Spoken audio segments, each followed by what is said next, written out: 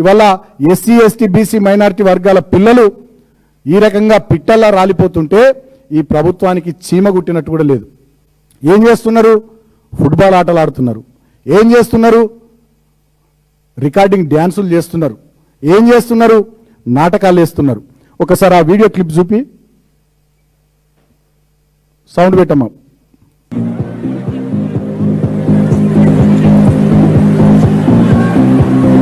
Honorable Chief Minister is playing for Team A here. We can see Team A is green team defended it. రెండు టీంలకు న్యాయం చేయాలి కాబట్టి మన ముఖ్యమంత్రి వర్యులు ఇరువైపుల శాసనసభ్య వర్యులతో చక్కగా ఆడుతూ రెండు టీంలకు న్యాయం చేయడం కోసం పోరాడుతున్నారు.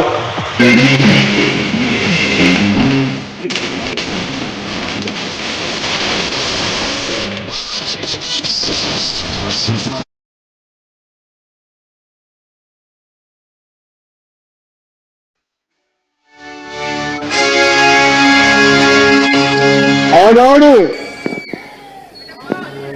ఏదైతే కర్నూల్ని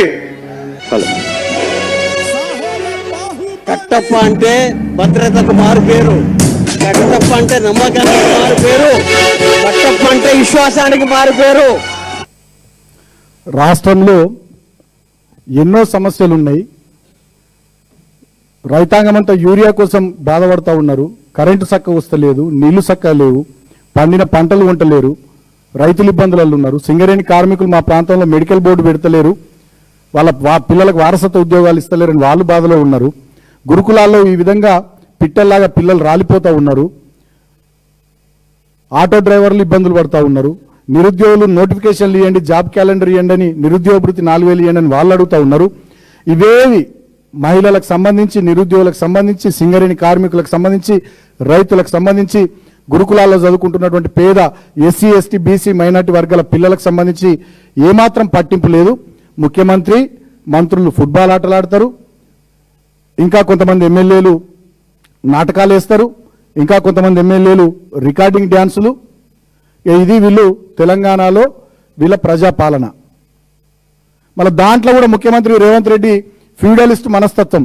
ఆయన కింద కాలు మీద కాలు వేసుకొని కూర్చొని నవ్వుతూ ఉంటాడు, పైన రికార్డింగ్ డ్యాన్సులు వేసేది, నాటకాలు వేసేది ఎస్టీ సామాజిక వర్గానికి సంబంధించిన ఎమ్మెల్యేలు, ఎస్సీ సామాజిక వర్గానికి సంబంధించిన ఎమ్మెల్యేలు, బీసీ సామాజిక వర్గానికి సంబంధించిన ఒక మంత్రి.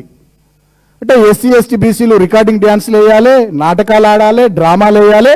ఈ ఫ్యూడలిస్ట్ ముఖ్యమంత్రి రేవంత్ రెడ్డి కాలు మీద కాలు వేసుకొని కింద కూర్చొని తమాషా చూస్తుంటాడు, నవ్వుతూ ఉంటాడు. ఇది రాష్ట్రంలో జరుగుతున్నటువంటి ప్రజాపాలన. ఇది దేనికి నిదర్శనం? తెలంగాణలో చైతన్యం ఎక్కువ, విప్లవోద్యమాలకు పుట్టినిల్లు ఒకప్పుడు. అదేవిధంగా బహుజన సామాజిక దళిత గిరిజన ఉద్యమాలకు వేదిక తెలంగాణ. ఎంతో చైతన్యవంతమైనటువంటి గడ్డ. ఇక్కడి నుంచే ఎన్నో ఉద్యమాలు దేశవ్యాప్తంగా, విశ్వవ్యాప్తంగా ప్రజల్ని కదిలించే విధంగా ముందుకు వచ్చినటువంటి ప్రాంతం. ఫ్యూడలిస్ట్ విధానాలకు, పెత్తందారి పోకర్లకు వ్యతిరేకంగా పోరాటం చేసినటువంటి గడ్డ. ఆ గడ్డ మీద ఇవాళ ఈ ముఖ్యమంత్రి కాలు మీద కాలేసుకొని ఫ్యూడలిస్ట్ లాగా, నయా జమీందార్ లాగా రేవంత్ రెడ్డి కూర్చుంటాడు. ఎస్సీ ఎస్టీ బీసీ ఎమ్మెల్యేల మంత్రులు రికార్డింగ్ డ్యాన్సులు, నాటకాలు, డ్రామాలు. ఇది జరుగుతున్న ప్రజాపాలన. ఇక ఈ ముఖ్యమంత్రి మాట్లాడతాడు అసెంబ్లీలో. ఏమంటాడు ఆయన? దళితుల మీద ఎక్కడ లేని ప్రేమలకు వస్తున్నాడు ఈ ముఖ్యమంత్రి గారు కొత్తగా. నిన్న అసెంబ్లీలో గడిచిన 2 రోజుల నుంచి రాష్ట్ర వ్యాప్తంగా ఒక అంశం మీద చర్చ జరుగుతూ ఉందని నిన్న అసెంబ్లీలో మొన్న మా బీఆర్ఎస్ లెజిస్లేచర్ పార్టీ లేవనెత్తింది. ఏంటిది అది?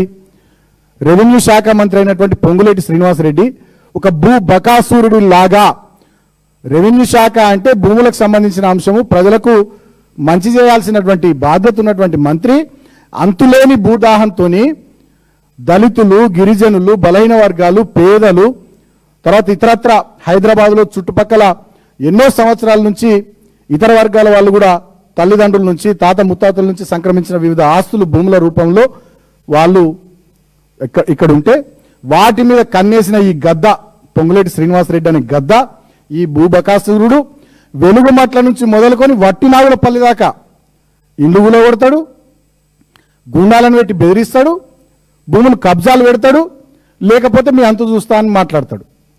అటువంటి ఈ భూబకాసురుడి అంతులేని భూదాహం మీద నిన్న అసెంబ్లీలో మా పార్టీ పోరాటం చేస్తుంటే మా ఎమ్మెల్యేలు దాని మీద మాట్లాడే దమ్ము లేక, దాని మీద మాట్లాడే ధైర్యం లేక ఒక అటెన్షన్ డైవర్షన్, మళ్ళీ సేమ్ ఎప్పుడు ఏ అంశం వచ్చినా ప్రజల దృష్టిని మరల్చాలి, ఏదో ఒకటి వేరే తెర మీదకి తీసుకురావాలి. గతంలో కాళేశ్వరం కమిషన్ అని, విద్యుత్ కమిషన్ అని, ఫార్ములా ఈ కేసు అని, ఫోన్ ట్యాపింగ్ మీద సిట్ అని, ఎట్లయితే వివిధ అంశాలు చర్చకు వచ్చినప్పుడు ప్రజల దృష్టిని మరల్చిర్రో ఈ అంతులేని భూబకాసురుడి భూదాహం మీద, ఈయన అక్రమ మైనింగ్ మీద 2-3 రోజులుగా అసెంబ్లీ అట్టుడికితే దాని నుండి ప్రజల దృష్టిని మరల్చడానికి మా ఎమ్మెల్యే కౌశిక్ రెడ్డి దళితులనేదో అన్నాడని, కడియం శ్రీహరినేదో అన్నాడని ఒక కాలు మీద ముఖ్యమంత్రి లేచిపోతాడు. ఇక దళితుల మీద ఎక్కలేని ప్రేమ, మామూలు ప్రేమ కాదు. ఆ ప్రేమ చూసి దళితున్నైనా నాకే అబ్బా అనిపించింది. అంతులేని ప్రేమలుగా వస్తున్నాడు ఈ ముఖ్యమంత్రి. ఆ ప్రేమలుగా వసేటటువంటి ముఖ్యమంత్రి వార్నింగ్లు ఇస్తాడు మా ఎమ్మెల్యేలకు. ఏమని వార్నింగ్లు ఇస్తాడు? ఒక పవిత్రమైనటువంటి చట్టసభలో గతంలో కూడా ఈయన మాట్లాడిండు, తొక్కుతా, పేగులు తీస్తా, నేను ఉత్తరాలే తొక్కుకుంటూ వచ్చినా, పండబెట్టి తొక్కుతా అని గతంలో మాట్లాడిండు. పవిత్రమైనటువంటి చట్టసభ రాష్ట్ర వ్యవస్థలో అత్యున్నత స్థాయి సభ. ఆ సభ ఔన్నత్యాన్ని దిగజార్చే విధంగా ఈయన పొజిషన్, ముఖ్యమంత్రి స్థాయి, ప్రభుత్వ పెద్దగా దాన్ని ఖ్యాతి తగ్గిపోయే విధంగా ఈయన ప్రవర్తిస్తున్నటువంటి తీరు ఒక బజారు భాష, ఒక వీధి రౌడీలాగా, ఒక గుండాలాగా, ఒక క్రిమినల్గా, వాస్తవం ఇవన్నీ ఆయననే